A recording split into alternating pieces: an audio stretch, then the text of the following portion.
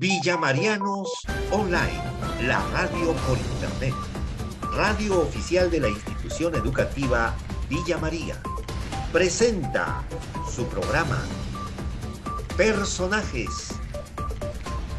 Bienvenidas y bienvenidos a esta nueva edición con nuestro invitado, Marco Antonio Vivar Torres, Villa Mariano, promoción 1981, y hombre dedicado a salvar vidas como paramédico.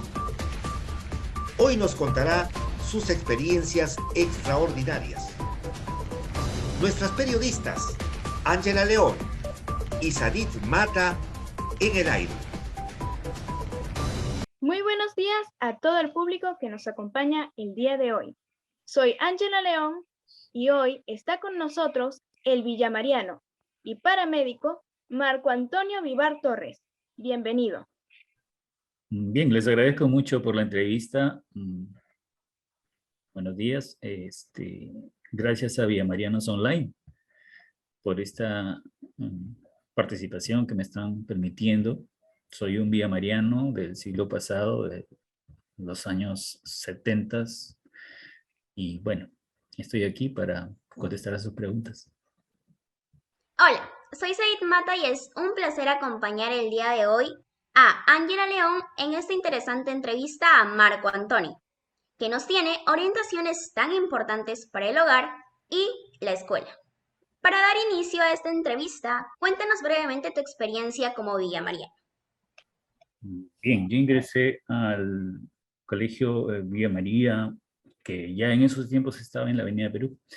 Ya era una gran unidad escolar, era bastante respetada en la ciudad de Chimbote, a pesar de que el colegio Villa María estaba en un pueblo joven, pero era una unidad bastante respetada, con muy buenos profesores. Y bueno, la estructura estaba pues construyéndose todavía. Eso fue en el año 75, 74, 75. Y bueno, fue bastante motivador. Muchos profesores que influyeron en muchos aspectos de mi vida. Eso lo van a ver ustedes también. Y en realidad, muy buenos profesores. Creo que ha sido una suerte tener a Villa María como el impulsador de toda esa sede de conocimiento que después, ¿no? Que bueno, que desde ese momento nos invade, ¿no? Sobre todo eso. Gracias por contarnos su experiencia. Ahora, ¿me podría decir qué fue lo que lo llevó a convertirse en paramédico? Bien, eso ya es mucho más complicado. La vocación es algo que se compone de muchos factores, pero bueno, yo siempre he tenido el- podríamos decir el vicio, porque no es exactamente un hábito. Ah, Tanto Alberto como yo hemos tenido una especial pasión por la lectura y por el conocimiento, me parece. Y eso ha sido un motor para que yo en particular siempre he valorado mucho la vida, y esos eran valores que se cultivaban mucho en esos tiempos. Ahora, bueno, no tanto, ya han visto lo que ha pasado con la pandemia y cómo ha reaccionado tanto los gobiernos, los países, la gente, cómo han comercializado eso. Pero bueno, en esos tiempos no era así. En esos tiempos se valoraba mucho la vida, eh, se valoraba mucho la ayuda a las personas, el servicio, que la labor sea mucho más significativa, más que lucrativa. Y eso me motivó mucho. Estuve primero en la sanidad de la policía. He estado también 4 años en la Escuela de Medicina de la Universidad de San Marcos. He estado en otra escuela que es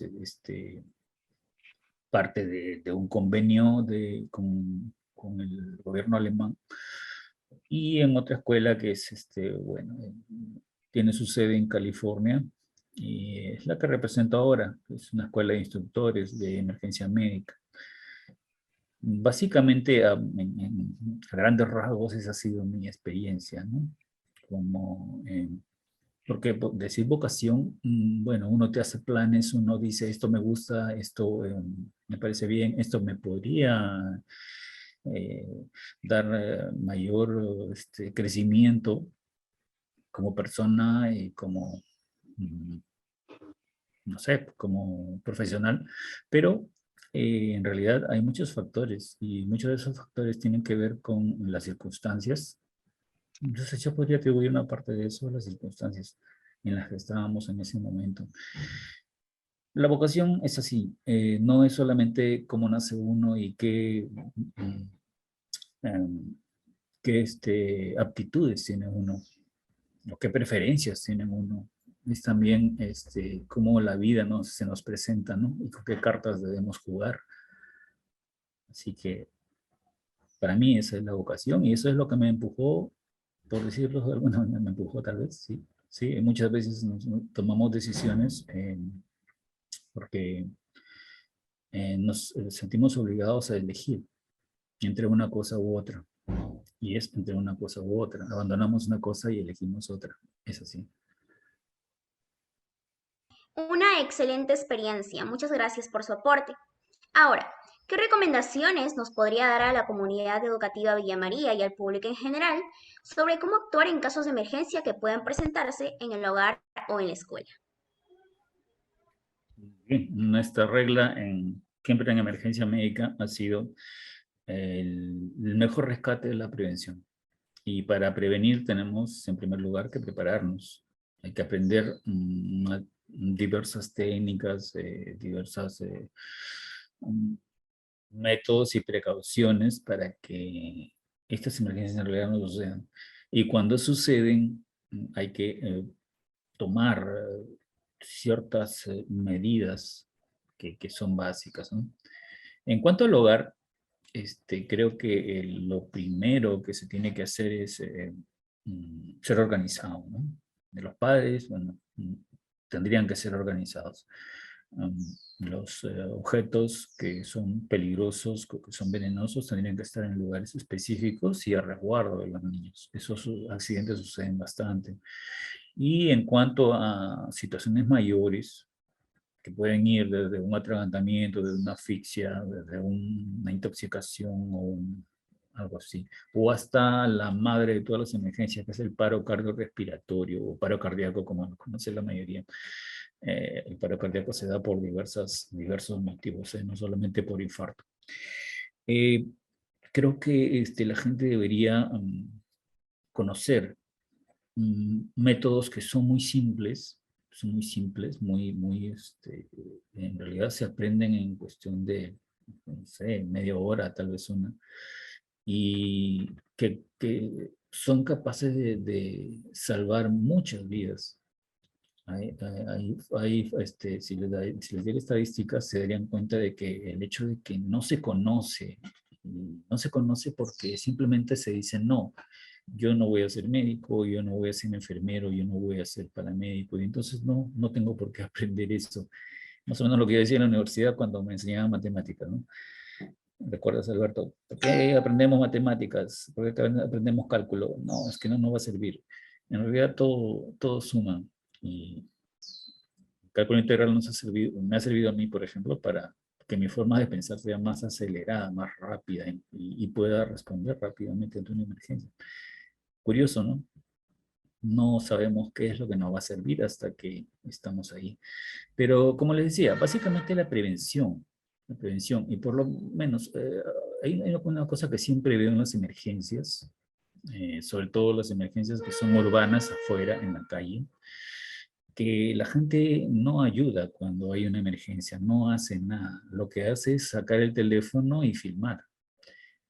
Cuando al sacar el teléfono lo primero que deberían hacer es llamar a emergencias. Las emergencias en Perú son el 105, que es la Policía Nacional, que es la que enlaza, el 106, que es el SAMU, el Servicio de Atención Médica de Urgencias, que pertenece al MINSA, y los bomberos voluntarios del Perú, que es el 116, o es 911 al revés, ¿no? 116. Esos números tienen que estar siempre ya memorizados, ¿no? De tal modo, o bueno, marcados en el teléfono, de tal modo que cuando se produce una emergencia, lo primero que hay que hacer, incluso antes de empezar ciertas maniobras de resucitación, por ejemplo, ciertas maniobras de desatragantamiento, maniobras para atender una emergencia, una hemorragia, una epilepsia, no sé, una anafilaxia, una alergia extrema, un envenenamiento. Lo primero que hay que hacer es llamar a emergencias, indicar la ubicación e indicar qué es lo que está sucediendo con la víctima. Eso es algo muy básico y es algo que en realidad nadie hace, ¿no? Bueno, eso es a nivel mundial, ¿eh? Si ustedes lo han visto en toda esta pandemia, la gente lo primero que hace antes de ayudar y antes de llamar es filmar. Es una triste realidad que tenemos, ¿no? Estimado Marco Antonio, para reforzar lo que nos acaba de compartir, ¿podría ejemplificarnos algunos casos que considere más relevantes y cómo actuar frente a ellos tanto en el hogar como en la escuela? Bien, eso requeriría un taller, pero básicamente veo que las personas no saben, por un lado, atender emergencias grandes, como el paro, por ejemplo. Lo más probable es que su mente se ponga en blanco o entren en pánico. El paro es una situación que se puede controlar relativamente, la mayoría de las veces, si las personas son relativamente jóvenes. Cuando digo jóvenes, ya me voy hasta los 40 o 50 años. No es como antes, ahora envejecemos menos. No sé si ven a su profesor, no ha envejecido mucho. Nosotros, sí, a nuestra edad, veíamos a una persona, esa persona ya estaba con muchas enfermedades crónicas, estaba bastante viejo, por decirlo, podría decirlo de esa manera. La gente envejecía mucho más rápido. Y eso es en parte evolución y en parte son los factores externos que nos están estimulando. No solo que estamos en actividad más tiempo, sino que tenemos hábitos de salud más estables, tenemos una alimentación mucho más adecuada y bueno, probablemente también sea el efecto evolutivo, ¿no? Ahora los invitamos a trasladarnos a la escena. Básicamente, lo que tenemos que entender es que el cerebro es la base de nuestro yo. Y además es el órgano más sensible que tenemos en el cuerpo. Tanto así que si nosotros interrumpimos el latido del corazón de tal modo que el flujo de sangre no llegue al cerebro, vamos a tener un problema bastante grave. A eso se le llama muerte clínica. ¿Qué significa? Significa que el cerebro solo tiene 5 minutos para recuperar el oxígeno que le está llevando la sangre que el corazón bombea. Entonces, hay que oxigenar a través del boca a boca, en este caso, o utilizando un adminículo, si hablamos de los protocolos de pandemia, y bombeando. ¿Sí? Oxigenando, 1.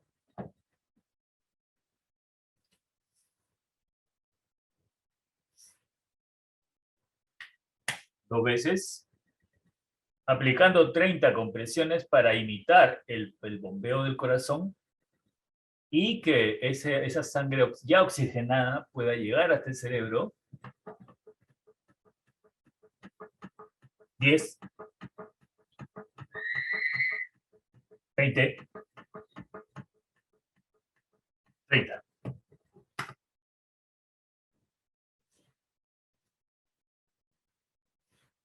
Fíjense bien en cómo he pinzado la nariz, elevado el mentón, para que la persona que ya está en paro cardiorrespiratorio o simplemente paro pueda liberar su vía aérea. Hay un 70% de personas que fallecen simplemente porque pierden la conciencia, quedan en esta posición y no se hace este movimiento.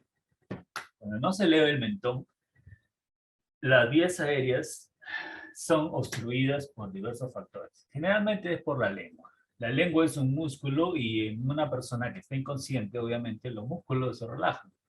La lengua es, como decía, un músculo y al relajarse cae.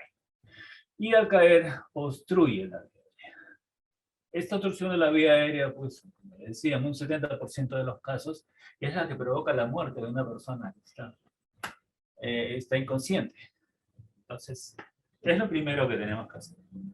Ya les había dicho antes que cuando iniciamos cualquier técnica de primeros auxilios o técnica de emergencia médica, siempre tenemos que llamar al 105, que es el número de la policía, el número de emergencia de la policía, que es la que enlaza a los demás números de emergencia. Aquí en el Perú tenemos 3 números de emergencia. El 105, como les decía, el 106, que es el SAMU o Servicio de Atención Médica de Urgencia, y los bomberos, que es el 116. Yo les aconsejaría llamar a esos 3 números. Dar la ubicación, especificar qué tipo de emergencia es o por lo menos qué es lo que está sucediendo con la víctima y qué es lo que se está realizando, qué es lo que están realizando las personas que lo están auxiliando. ¿Qué es lo que se necesita también? Necesitamos oxígeno, necesitamos tal vez suero, necesitamos camilla de diversos tipos, si es un trauma, si ha caído, si ha atropellado, obviamente la camilla tendría que ser rígida. Y bueno, eso queda para el próximo año, ¿no? Si vamos a hacer una serie de talleres de este tipo de situaciones, pero básicamente es eso. Como han visto, lo que estamos haciendo es, cuando hay un paro, el corazón se detiene, deja de bombear, lo que nosotros hacemos es imitar la función del corazón. Es decir, estamos imitando al comprimir el corazón entre el esternón y la columna vertebral, siempre sobre una superficie dura. Nunca hagan una RCP sobre una cama, nunca hagan una RCP sobre un sofá y nunca, obviamente, una RCP sobre una colchoneta. Si hay una colchoneta en la camilla, hay que quitar la colchoneta y hacerlo en la camilla sin colchoneta, en un espacio siempre duro. Si quieren trasladar a esta persona, pueden hacerlo en el piso de una van, en el piso de una combi o inclusive en la parte trasera de una camioneta. Pero siempre recuerden esto. Ustedes están permitiendo a la persona que el cerebro siga siendo irrigado. La posición es muy importante. Siempre entre las 2 tetillas hay un punto medio y ahí está el corazón. Hay muchas personas que piensan erróneamente que el corazón está a la izquierda, así, y no es cierto. El corazón es como un puño que tiene una punta y la punta golpea en la parte izquierda del pecho. Y bueno, nosotros sentimos obviamente el latido acá, porque ese golpecito lo estamos sintiendo acá, pero el corazón está en medio. En algunos casos he conocido pacientes que tienen el corazón hacia el lado opuesto, pero igual está en medio. Y entonces es en medio donde debemos hacer la conversión. Justo en medio, fíjense que los dedos no tocan para nada el pecho, es solamente en vez de la mano. Y lo que hacemos es comprimir. La compresión tiene que ser profunda, 5 o 6 centímetros. Eso se puede ver en el video de RCP, que se puede enlazar. 30 compresiones.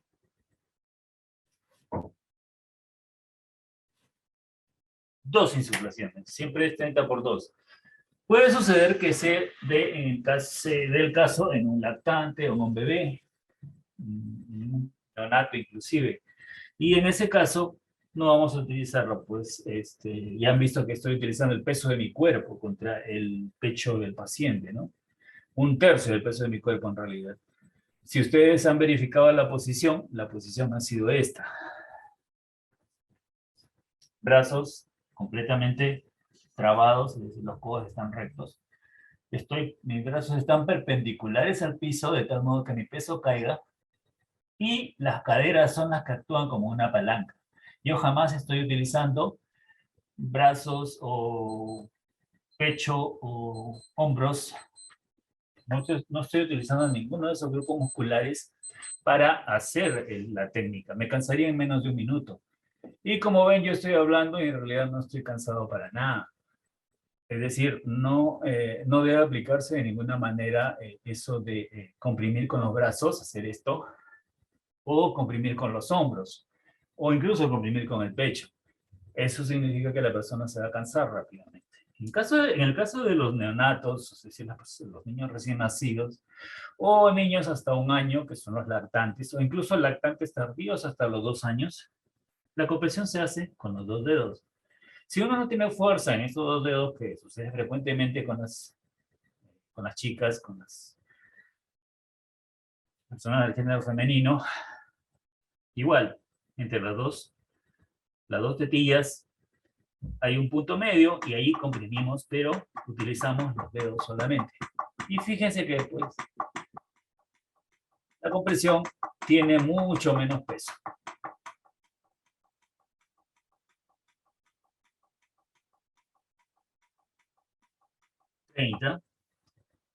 Hacemos igual la maniobra de frente mentón en el bebé, pero con más cuidado. No debemos lastimar el cuello del bebé. Y hacemos la insuflación. En este caso, como la carita del bebé es pequeña, en nuestra boca nuestra boca va a abarcar tanto la nariz como la boca del bebé.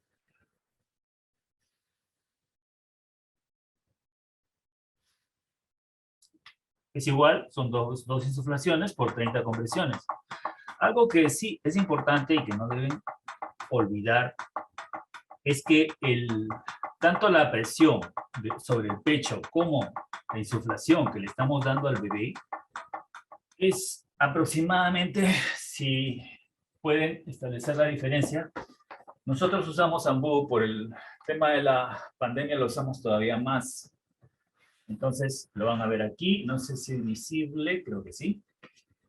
El Ambu es una bolsa inflable y sirve para insuflar aire al paciente. En este caso, yo le voy a insuflar aire a mi paciente. Esta es la técnica.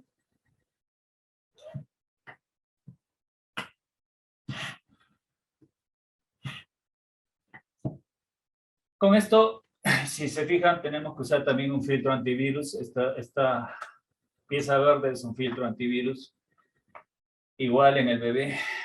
Pero si se fijan bien en el volumen, quiero que se fijen en el volumen, es más o menos un par de litros, ¿no?, de aire. En cambio, cuando hablamos de un neonato o un lactante,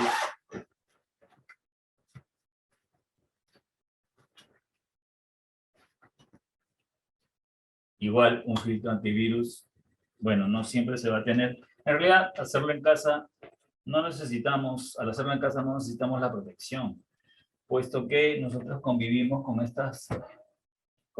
ellos y no es necesario que nosotros realicemos maniobras de bioseguridad. Por eso no estoy utilizando mascarilla, por eso no estoy utilizando los filtros antivirus, simplemente estoy dándole el boca a boca, cosa que en la calle ya no lo podría hacer. Y con el bebé igual. Fíjense en el tamaño del Ambu del bebé, o el balón mascarilla. Aquí generalmente los profesionales de la salud le llamamos Ambu, pero fíjense en la diferencia.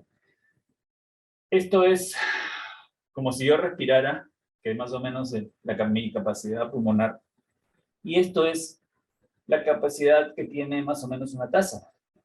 ¿Sí? ¿La ven? O sea, yo solamente debería darle a un bebé el aire de la boca para no lastimar sus pulmones. Eso es una, a grosso modo, es una orientación acerca de lo que debería hacerse cuando estamos en una situación de paro cardiorrespiratorio. Las situaciones de paro cardiorrespiratorio, las causas son múltiples, no podemos decir bueno, solamente sea un infarto o solamente sea una muerte súbita, como ya lo han visto en los casos de muchos deportistas en diversas disciplinas atléticas, incluido el fútbol, ¿eh? Pero hay muchas otras situaciones que producen paro.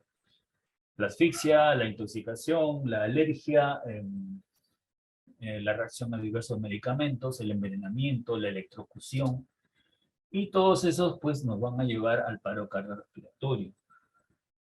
Eso como una aproximación básica de lo que se debe hacer cuando una persona está en paro.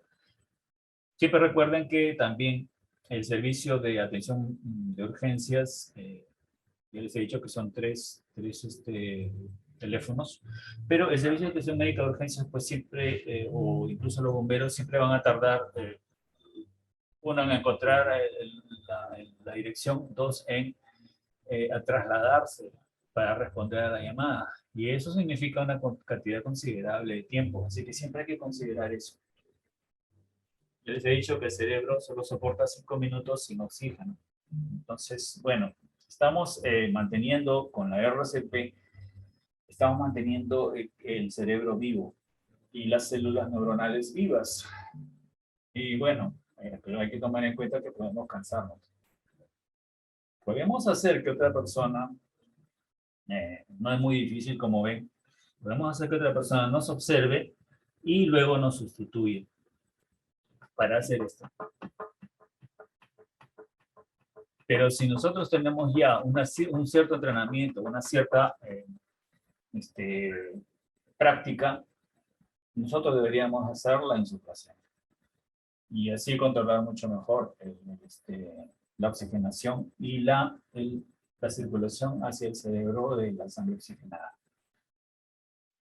Bien, hasta aquí lo que era RCP. Esta es una situación muy diferente, se llama atragantamiento. Técnicamente lo llamamos OASE, obstrucción de la vía aérea por un cuerpo extraño. Las vías aéreas son, obviamente, las vías de nuestro cuerpo por donde entra el aire, la nariz, la boca. Luego de eso van a seguir la faringe. La faringe es esa zona, cuando abrimos mucho la boca y vemos la úvula, esa zona que vemos ahí, en la úvula, a esa altura es la faringe. La laringe está más o menos a la altura del cartílago tiroides. En las mujeres es el primer cartílago que se puede tocar. Es el primer cartílago de la tráquea. Ahí están las cuerdas vocales. Si la persona tiene, por ejemplo, una laringitis, es porque es la laringe la que está inflamándose. Luego sigue la tráquea. La tráquea es una serie de anillos concéntricos, todos son, bueno, son anillos que es cartilaginosos, que forman una especie de túnel que va hasta los bronquios. Y los bronquios son dos, uno a cada lado, y esos llevan el aire hacia los pulmones. Pero bueno, ¿dónde se produce el atragantamiento generalmente? Se produce en la zona de la faringe, entre la faringe y la laringe. Es una zona llamada glotis, que es la zona donde la tráquea y el esófago tienen su entrada.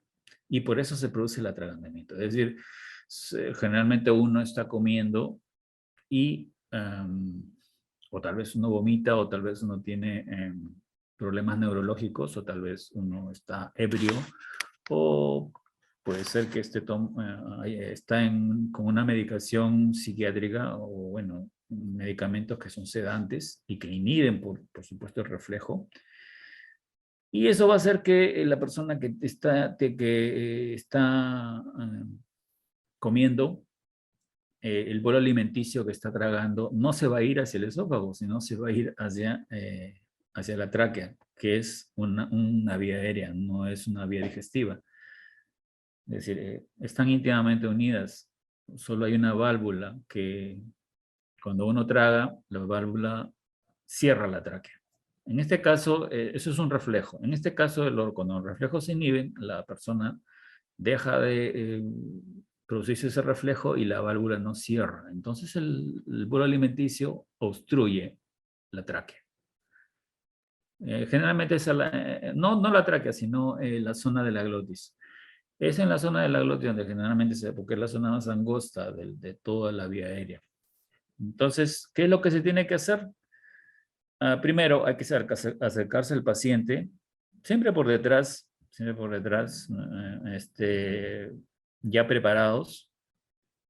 Fíjese en la posición, se le toca en un hombro y se le pregunta, señor, ¿qué le sucede? ¿Se encuentra bien? ¿Puede respirar? La persona no va a hablar, obviamente, si está atragantada, va a negar con la cabeza. Hay que preguntarle si puede toser, porque hay que inducirle a la tos. Si puede toser, eso está muy bien, puesto que la tos va a eliminar el cuerpo extraño. Si no puede toser, entonces hay que colocar la pierna, y eso puedes adelantarlo un poquito. Hay que adelantar la pierna para colocarse en posición. Tosa, ¿lo puede?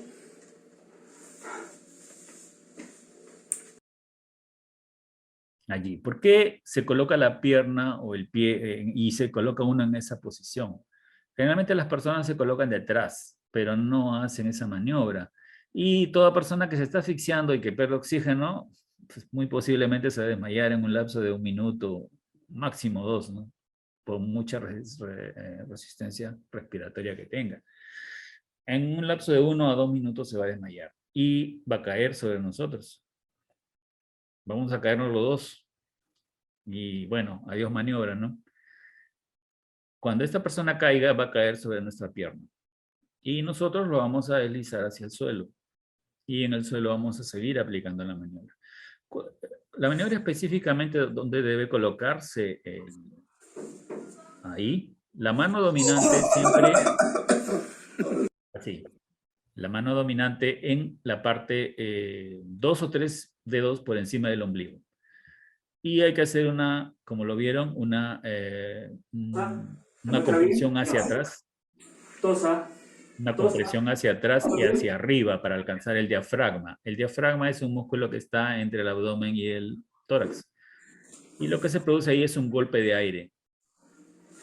Es técnica, mi fuerza.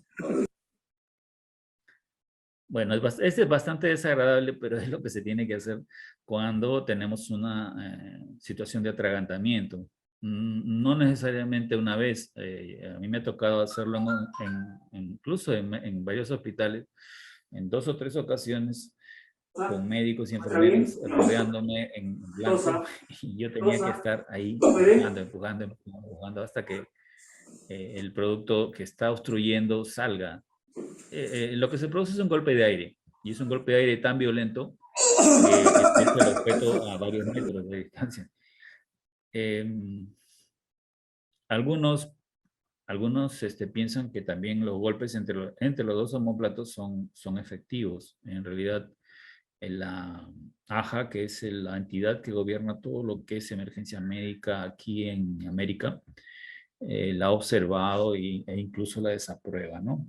Desaprueba los golpes entre los omóplatos porque considera que eso lesiona los pulmones o lesiona huesos, lesiona la pleura, etc. Pero en realidad las maniobras de Henrich también está, como ven, está casi en la boca del estómago y puede lesionar el hígado, puede lesionar el vaso, el páncreas, e incluso vísceras y estómago, intestino. En realidad, bueno, son criterios que suelen cambiar, pero por el momento es así. Por el momento la maniobra de Henrich es la más aceptada. Para mi experiencia personal, yo les diría que podrían combinar la maniobra de Henrich con los golpes entre los omóplatos para eliminar el cuerpo extraño. Si la persona ya ha caído y se desmaya, es lo mismo. Es decir, uno se coloca sobre la persona, a horcajadas, sobre la persona, una pierna a cada lado, y se empuja igual en la misma zona, hacia abajo y hacia arriba. La idea es alcanzar siempre el diafragma. Tenemos 4 a 5 minutos para hacer esa maniobra. Vamos a suponer que en esos 4 a 5 minutos logramos eliminar el objeto. Si la persona está consciente, bien. Si la persona está inconsciente, debemos verificar que no haya entrado en paro. Si ha entrado en paro, bueno, recurrimos a la reanimación cardiopulmonar o resucitación, que es lo que han visto hace un momento, ¿no? Es decir, compresiones y en este caso se iniciaría con insuflaciones, ¿no? Hay que oxigenar primero, la persona ya no tiene oxígeno en su sangre. Y luego se comprime 30 compresiones, 2 insuflaciones, 30 compresiones, 2 insuflaciones, llamada lo más pronto posible para que venga una unidad y pueda